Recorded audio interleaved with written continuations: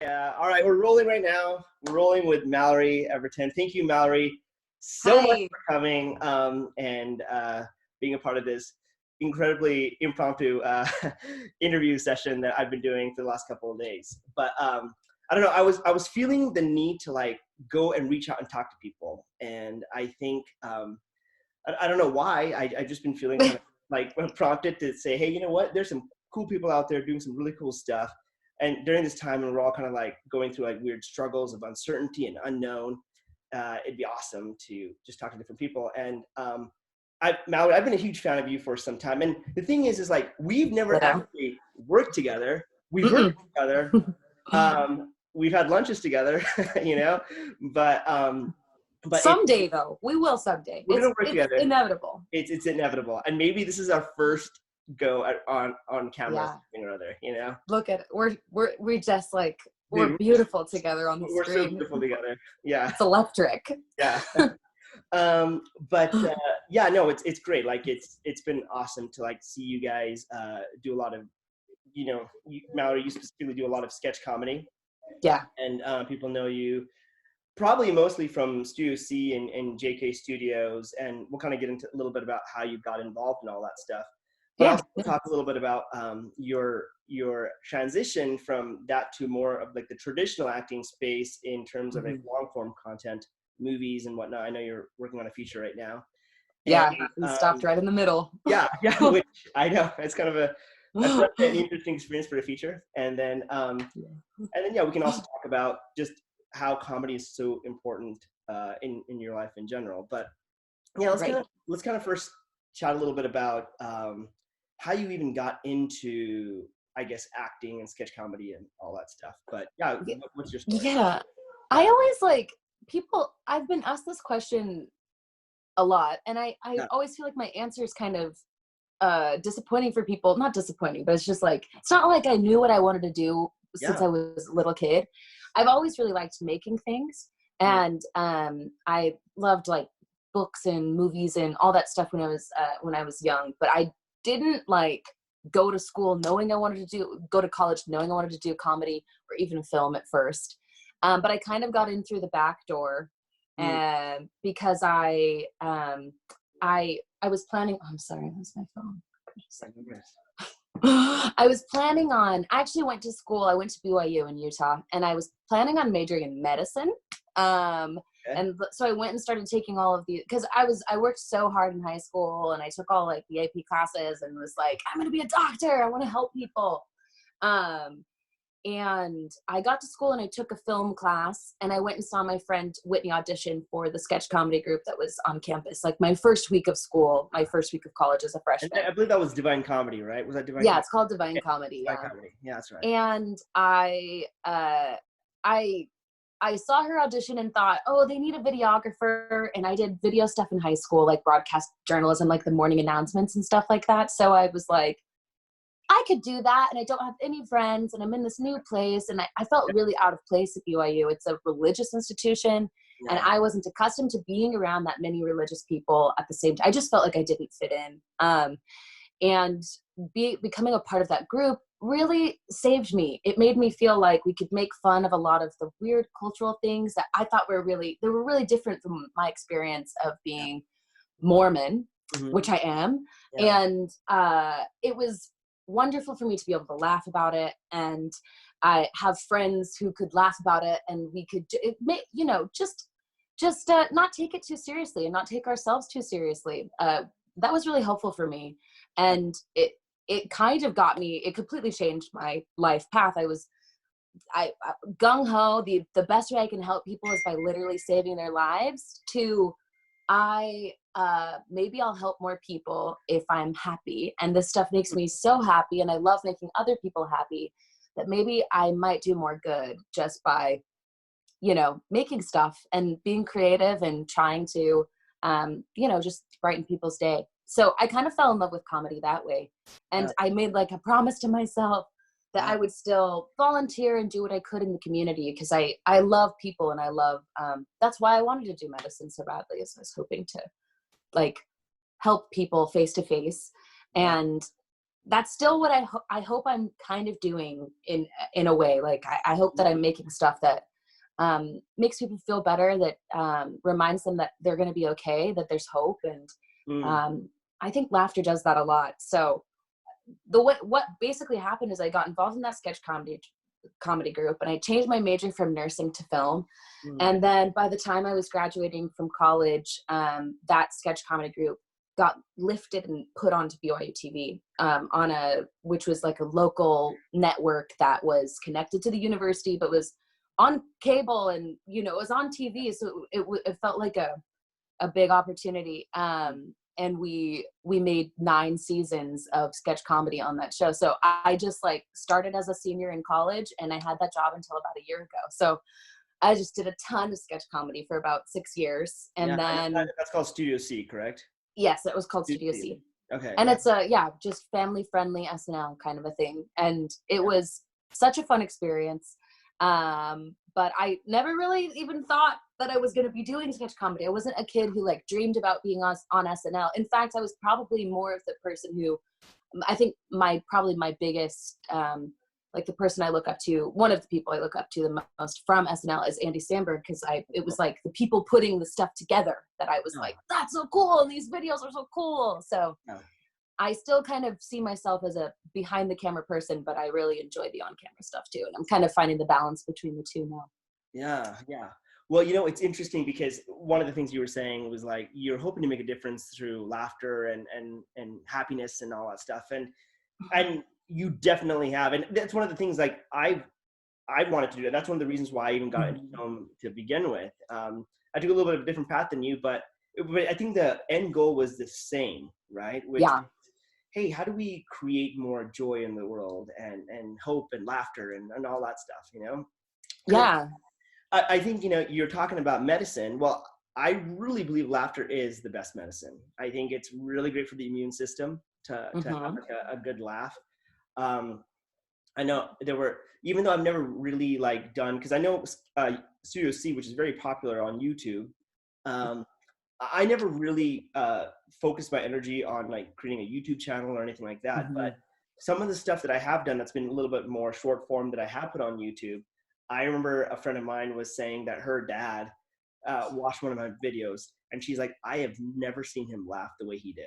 Like, I'm like, are you serious? Because it was such a silly, ridiculous video. But for whatever reason, she's like, it just hit him. And like, he was laughing and laughing. And it was just like, there's something about like creating like very innocent and clean humor that you can laugh without feeling guilty, which I think is a very important thing, And so you've been, it's awesome. And of course I've seen some of your sketches, and you're a huge fan of my sister. She loves it. And so, anyway, I think you guys have done some great stuff out there. Now, you transitioned from doing Studio C to JK Studios, which is kind of your own thing with like the same group of people that you did Studio C with. What was the reason for the transition or all that stuff? Well, I mean, I feel like I had a lot of personal reasons, and there are 10 of us total in this sketch comedy group called Studio C that it originated at Studio C. I mean, but for me, we did it for 6 years, and I would say for about the last 2.5 years, I was thinking, oh, it might be time for me to go. And I went back and forth a lot about it. And I was hoping to maybe, I just wanted to learn how to do, I wanted to get into movies and TV. I think that's the real answer. Because for me, I was like, I think I got kind of about all I can get out of this sketch comedy experience. It's been really, like, a lot of people ask me, why don't you go and do SNL? And it's because I have like zero desire to do SNL. Yeah. I did sketch comedy for 6 years. I know it wasn't at a level that high. Like, people would obviously think I was way more legit if I ever did anything on SNL, but I don't actually really care about being legit. I love working and I love making stuff, and I don't really want to make sketches all the time anymore. They're so fun, and I hope I can make some sketches forever. I mean, it's just a short form comedy, so fun. I hope I do that forever, but I also really wanted to learn how to write longer form stuff, how to how to direct and act in longer form stuff, how to help produce that stuff. And so I was kind of headed to LA anyway. And then the group kind of got this opportunity. We like met the right person at the right time who kind of inspired us to, and made us really see a vision of being able to start a company on our own and how we might be able to make money doing that, or at least enough money to make the content. Yeah. And yeah, so we ended up, right now it's sort of functioned as a web series company. We've made 3 fairly large web series, like 10 episodes, 8 to 10 episodes of web series that are, like 8 to 20 minutes long.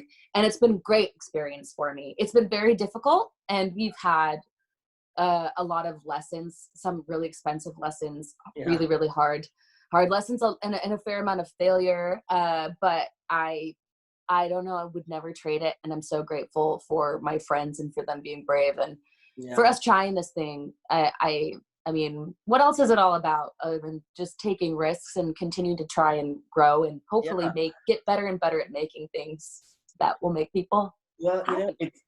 I love that you're saying that. I mean, and the thing is like, you're going for it, you're going for it and you're creating some stuff and it's awesome, right?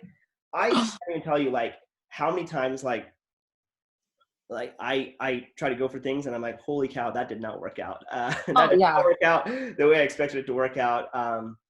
I remember the end of 2007, I was an executive producer on a film with a couple of partners. And we were raising all this money and all this stuff. And it was going to be a couple $1 million thing. And it was just like this huge thing. There was like this huge vision painted of what it was going to look like. And I was going to be an actor in it. And I'm like, oh my gosh. And I was so naive at the time. I really was. And I quit my regular job because I'm like, okay, well, this is happening. The investors agreed to it. Burn your boats. Investors agreed. Let's do this thing. It's going to be awesome. Well, before it even started, everything completely fell apart. Oh no. Just fell apart. And I remember looking at 2008 so like bleakly thinking, oh my gosh, this year is going to be horrific. Like, what am I going to do? And well, that year, even though it looked totally terrible, I ended up booking 3 features. And 2 of the 3, I was the lead in. And the last one, the rest of the cast, except for me, were all out of LA. And they're like, dude, why are you in Utah? Like, you need to be in LA. We will help you if you come to LA. And I never had thought I'm going to go to LA. But after that movie, I'm like, you know what? I think I'm going to go to LA. Yeah. And so I went to LA. And again, it felt like I was totally starting over from scratch. Like, I had a couple friends there, of course.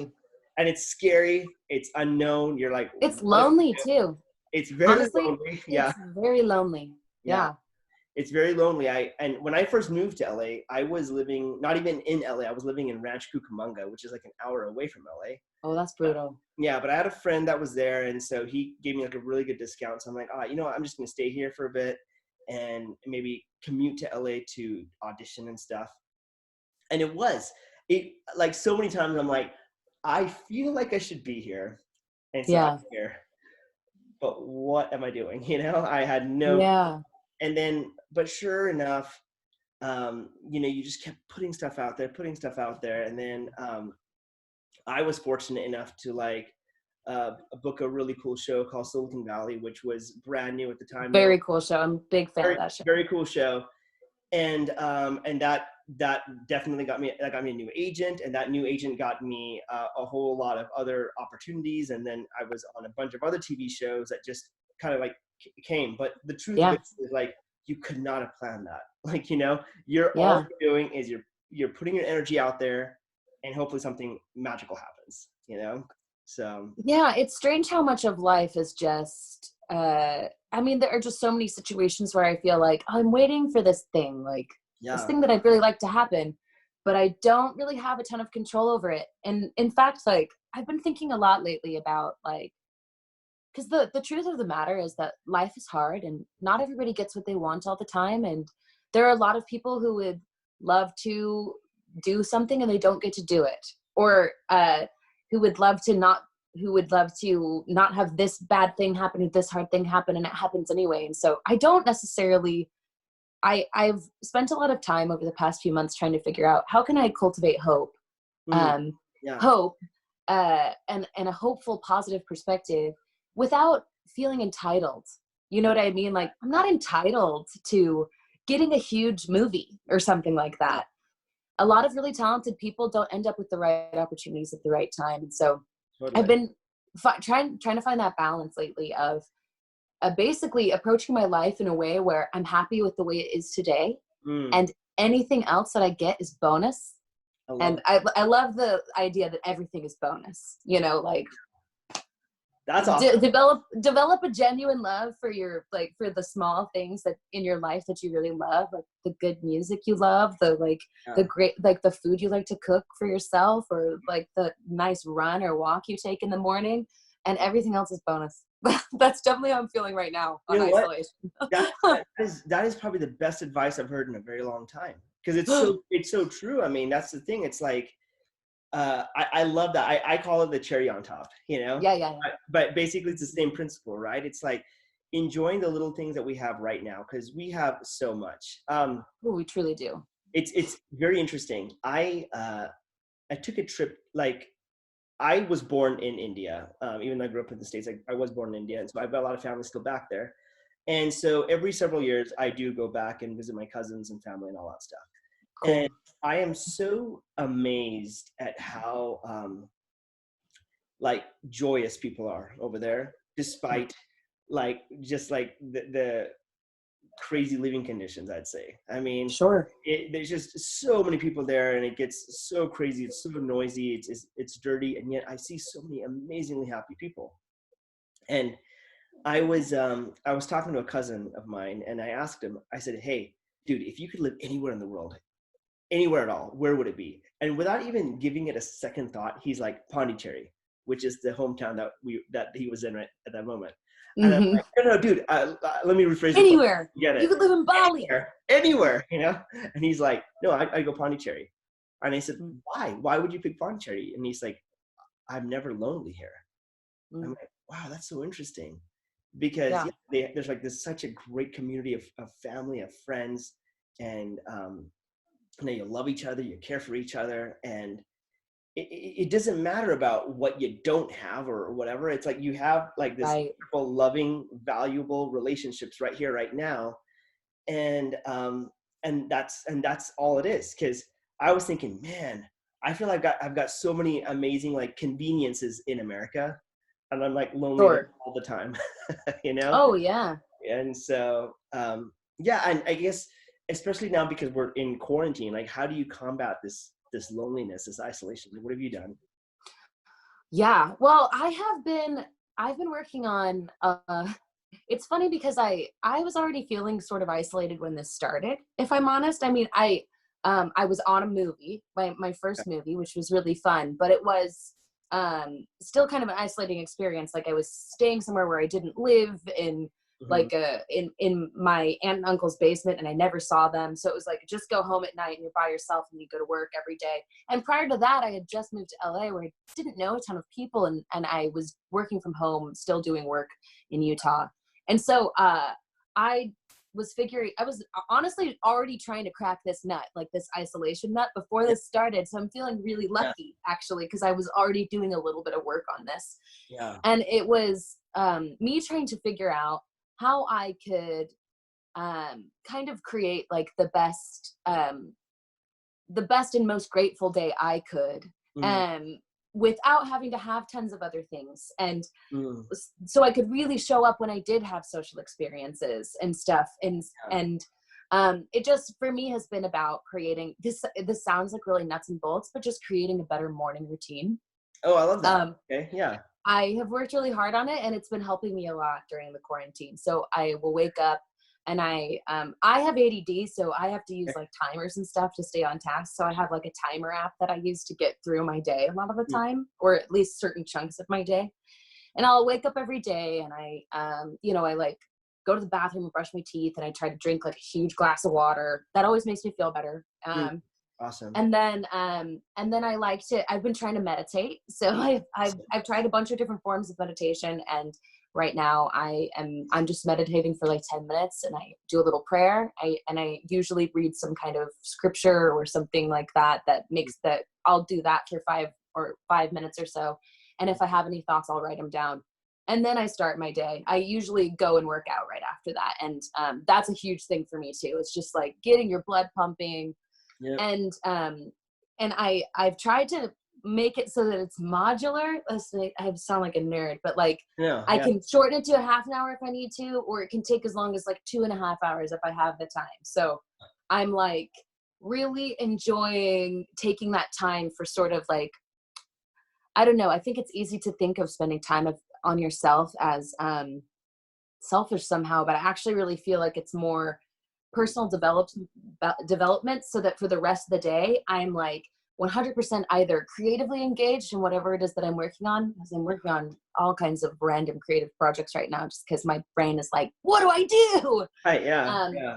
And then I'm just scheduling calls. I'm like reaching out to people, and I'm trying to schedule at least like a call a day with somebody that I love. I have a big family and a lot of friends. And so I have had some kind of FaceTime interaction like this with at least one person a day. And that's been helping a lot. And I love Marco Polo too. That's been another thing I've been doing a lot. So it's good stuff. I love Marco Polo.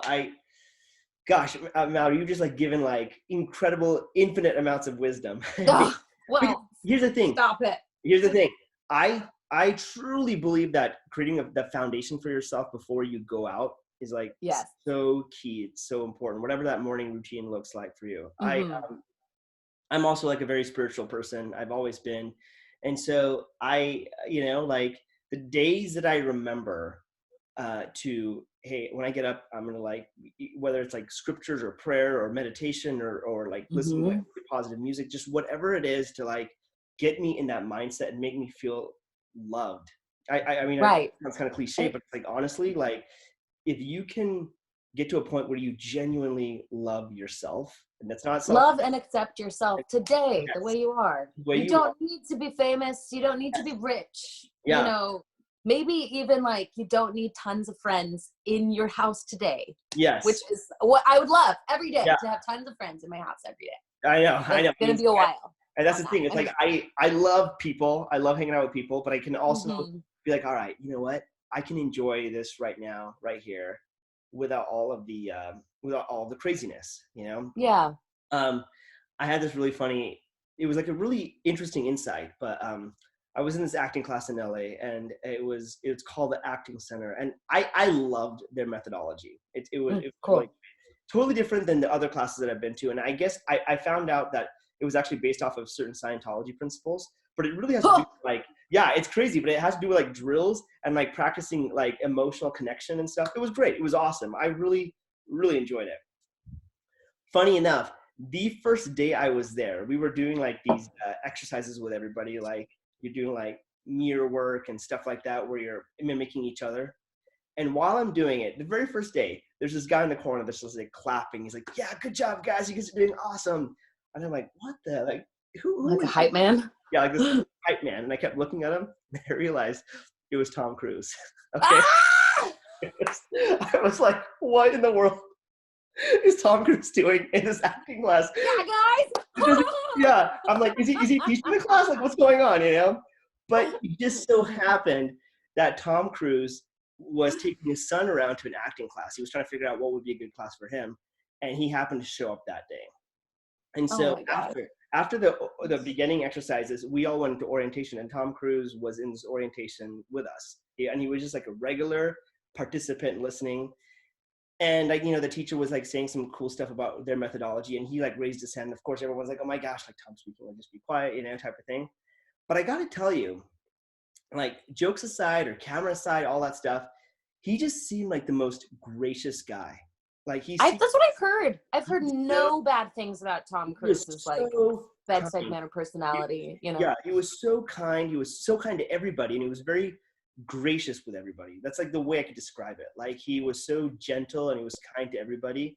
And like even when he left a little early because he had to take his son home. But like, and he apologized in advance. He's like, listen, I'm so sorry, guys. I have to leave early because I got to take my son home. But but then he like really encouraged us and gave us a lot Oh, of hope, you know. And I thought, you know, that's so interesting. It's like, take all that stuff away and all that stuff, and really what it always boils back down to for me is like extending grace, if you will, or like extending yeah, kindness, if you will, and helping each other out, because we're all fellow human beings all going through life together, you know. And yeah.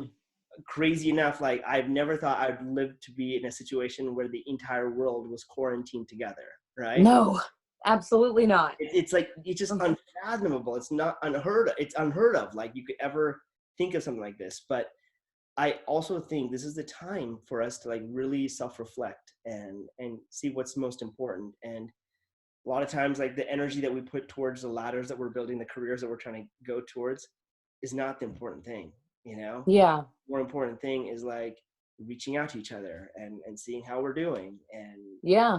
that stuff, you know.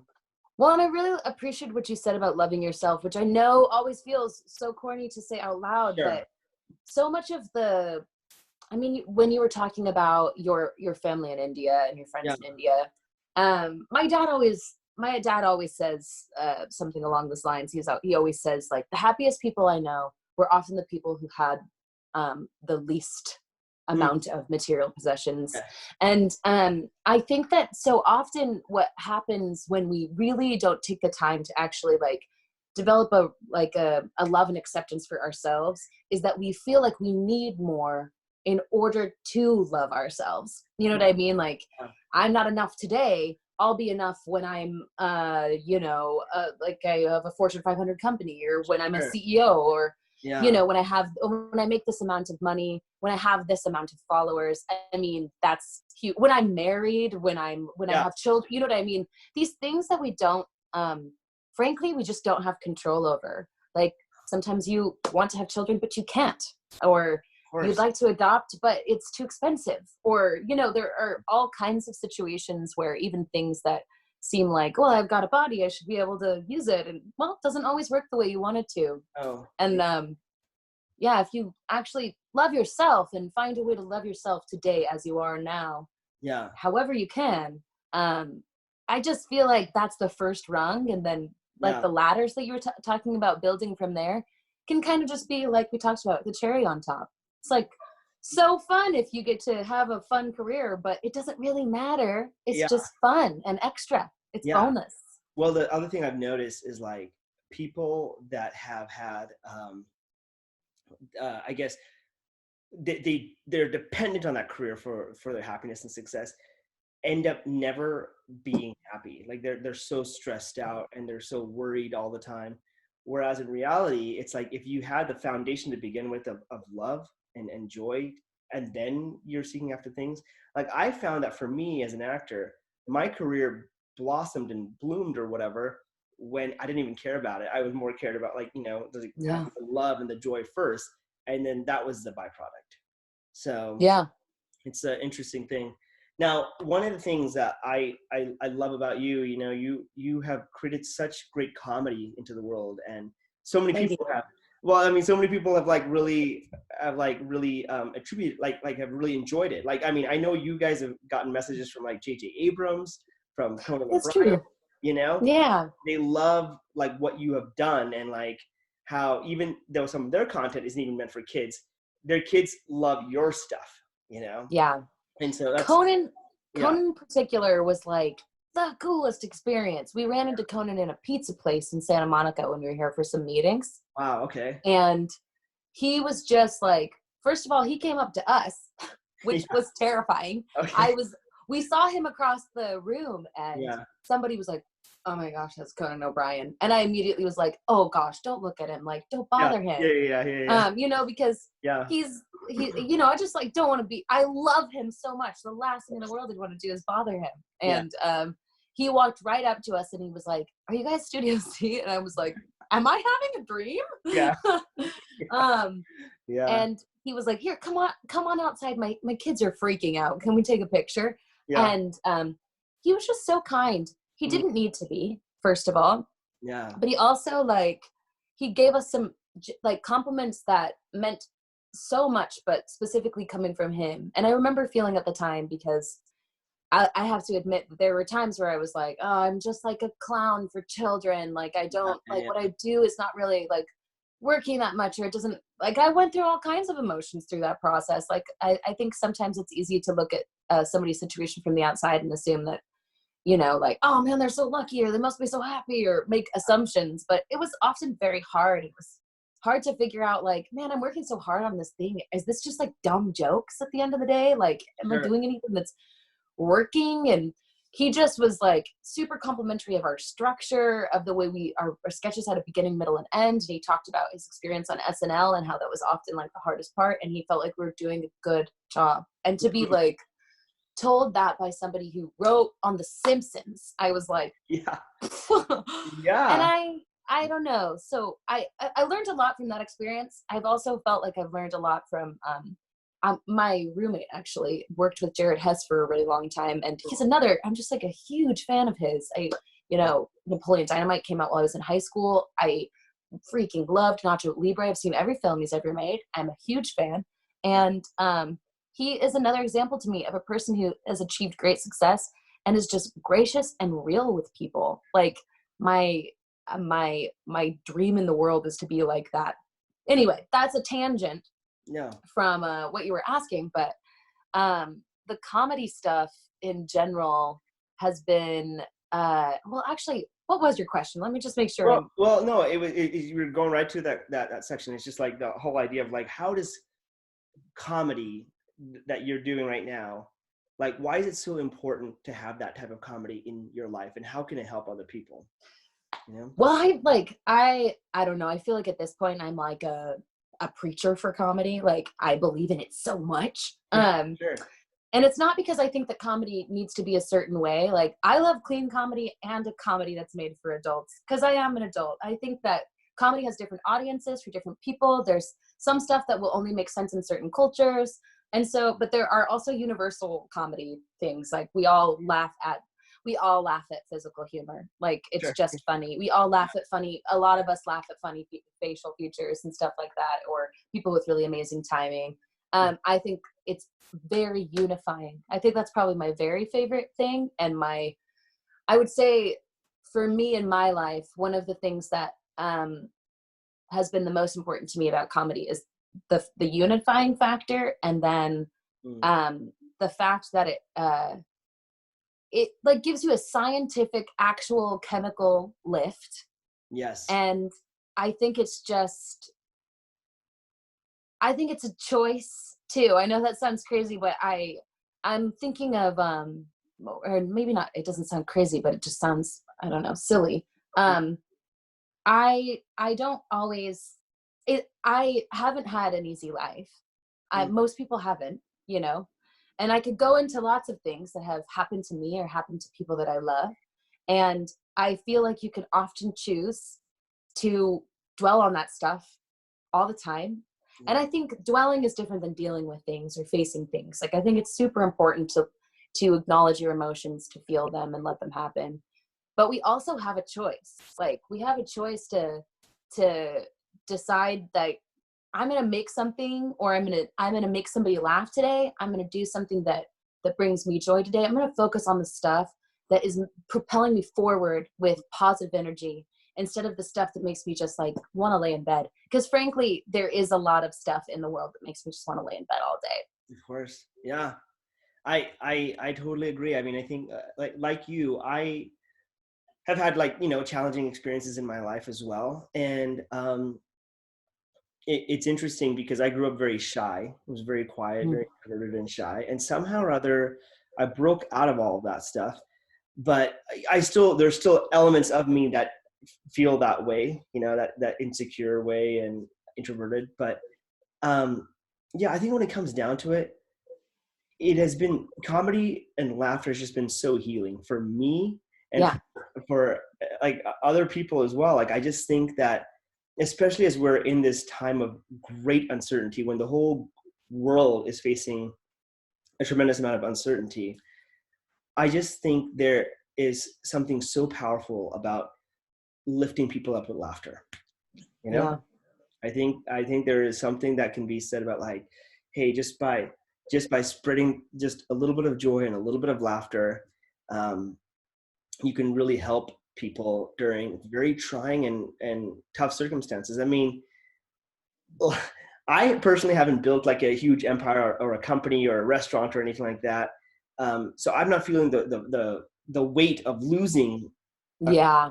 and I know there's a lot of people that are really struggling with They're that, grieving, it's grieving. grief, a Yeah, huge amount of grief. I think everyone's feeling a certain level of grief, even just like, oh, I was planning on doing something in May and now I'm not going to do it. I'm gonna do it. But then Yeah, there are tons of other people who are losing jobs or businesses, like full businesses. And it's a terribly difficult time, but there is something very unique about it being worldwide.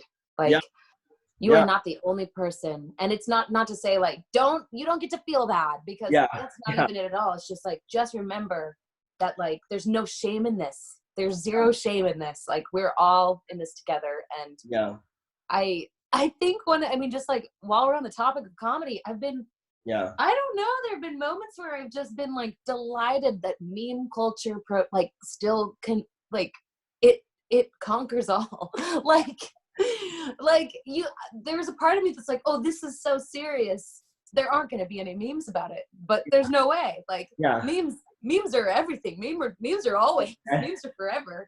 Yeah, no, memes are happening. It's amazing. I made like a fake movie trailer about the end of the Yes. world. It was just like ridiculous People, stuff, right? And Weird Al was like, I'm not doing my Corona, and then like 7 other people did it. They were like, yeah, I'll do it. And yeah, I get that. Like, listen, the thing is, some of the jokes are probably going to offend some people. I know that. That's just like the way it is in general. I've definitely learned that. I just had somebody ask me the other day, because they were like talking to me about how, oh, you've made clean comedy. Like, yeah, do you plan on continuing to do that? And I was like, clean is very subjective, and sure. I'll do what I feel good about. And that's all I can really do.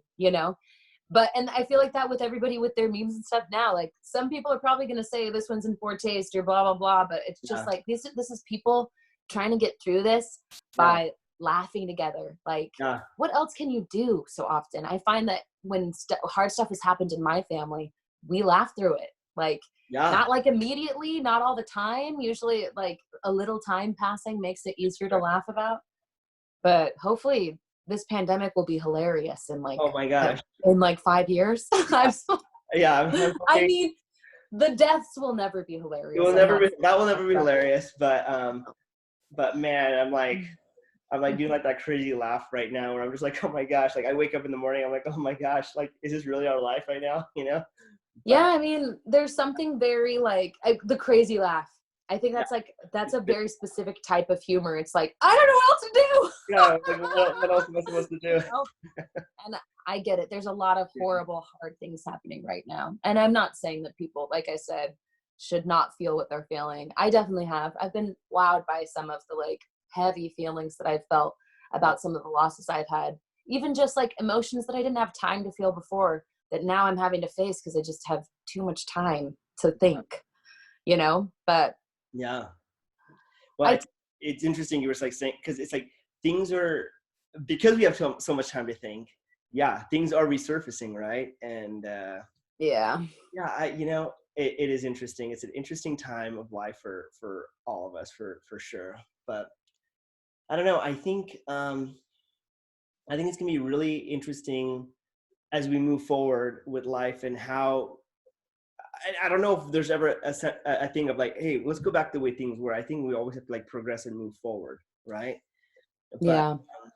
but I really hope that that like together, like all of us can find ways to laugh through it all, and I think like for me, I've just seen how laughter has helped so much, and I've seen what what you've done through laughter, and I really believe that like those things are super important, because Yeah. um like sometimes like that's all you have, Yeah. it's all we can do, it's to cheer people up, and is to help them lift them up, because yeah, there are the doctors and the nurses in the front lines that are doing some incredible stuff to save people's lives, but hopefully we can create humor as well, so that there is something kind of very meaningful about, like, laughing together and having joy together. I don't know if that makes any sense, but in my mind. It does make sense. Because Yeah. I mean, I've had some times where like life is so hard for me that Yeah. I remember, this isn't even comedy actually, but I went through a period of time after one of my very good friends passed away, Mm. where I just like, I was like barely operating, Yeah. and one of the things that I look forward to every week was Serial coming out. Serial was like, it was the first season of it was a true crime podcast. And I remember thinking like for the whole week, like on Wednesday, Serial will come out and I can listen to that podcast and I'll get the next chapter in that story. Mm. And I think that comedy in a lot of ways, comedy is usually stories too. It's beginning, middle, and end. It's setup and punchline. And Yeah. I think that often we just like, I think that at times like this, like I was never going to laugh about the fact that my friend had passed away. You know what I mean? That was never going to be a joke to me or Yeah. something. And I think in some ways, like that's why I think that the like meme culture around the pandemic is so interesting, because some people are not ever going to think this is funny. And I think that's okay. Yeah. But there's so much to laugh about that isn't this. And you know what I mean? Like there's so many stories, whether it's a true crime story or it's a joke about your favorite food or whatever. Yeah. There are still reasons to laugh. And I think finding those reasons and figuring out what they are for you, for your community, for your family, for your audience, whatever, Yeah. I think is worth the effort, because we're just trying to get each other through the week. You know what I mean? Yeah, exactly. And I really believe that healthy laughter, I've said this before already, is gonna also boost up your immune system. It's Yes. gonna make you feel healthier. So Yeah, and it just reminds you like, hey, I can have a little hope. I laughed about something today. There yeah, might be more to laugh about tomorrow. yeah, Yeah, absolutely. Mallory, you're the best, and I just love, like, I love getting to know you even more. And I mean, it's interesting because like you, like when I do my shows or movies or whatever, people know me as a certain character doing a certain of course. right? Um, and so much of me is that character and that, but like it's always nice to like get to really know people and get to talk to people and say, hey, this is really how I feel and this is what I'm going through, and Yeah. because people can relate to that. So I appreciate you taking the time and opening up and sharing some of these thoughts, because I think that like these are the things that really matter to people, and Yeah. this is the things that can like really bring hope to people. So, Well, I appreciate chatting with you, and I appreciate your yeah, perspective, and of thanks course. for sharing some of your tips and your interesting thoughts and stuff. I can always use it. Yeah. Especially right now, it's just nice to talk to someone face to face who isn't my roommate or a dog. I love my roommate. She's Yeah, great. and dogs are great too, I'm sure. I miss other people. Of course. Likewise. Well, I'm so glad you're in LA and doing your thing, and I am. yeah, and I'll do it later at least, of not right course. now. Yeah. Well, there'll be plenty more stuff to talk about regarding LA. So, Cool. but yeah, thank you again for taking the time, and I will chat with you soon. Okay. Okay. You're Okay. so welcome. Okay. Take care. Bye. You too.